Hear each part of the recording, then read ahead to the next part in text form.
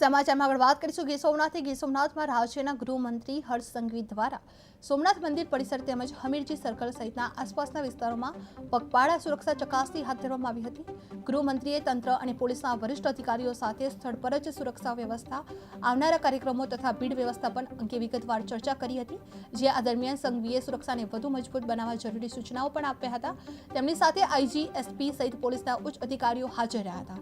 સાથે જ રાજ્યમંત્રી જીતુભાઈ વાઘાણી, મંત્રી પ્રદ્યુમનભાઈ વાજા, અર્જુનભાઈ મોઢવાડિયા અને ઉદય કાનગર સહિતના રાજકીય નેતાઓ પણ ઉપસ્થિત રહ્યા હતા। ગૃહમંત્રીની આ મુલાકાતને પગલે સ્થાનિક વહીવટીતંત્ર વધુ સતર્ક બન્યું હતું અને સોમનાથ જેવા મહત્વપૂર્ણ ધાર્મિક સ્થળે સુરક્ષા વ્યવસ્થા વધુ મજબૂત કરવામાં આવી હતી। જે સોમનાથ પરિસરમાં ગૃહમંત્રીની ચકાસણી હાથ ધરવામાં આવી હતી, જેમાં હર્ષ સંઘવી દ્વારા પગપાળા સુરક્ષા નિરીક્ષણ કરવામાં આવ્યું હતું। જે પોલીસ અને તંત્ર સાથે મહત્વની ચર્ચા કરવામાં આવી હતી। જે સોમનાથને લઈને સુરક્ષા વ્યવસ્થામાં વધારાનો ભાર મૂકવામાં આવ્યો હતો, જેમાં મંત્રીઓ અને નેતાઓની મહત્વપૂર્ણ હાજરી રહી હતી।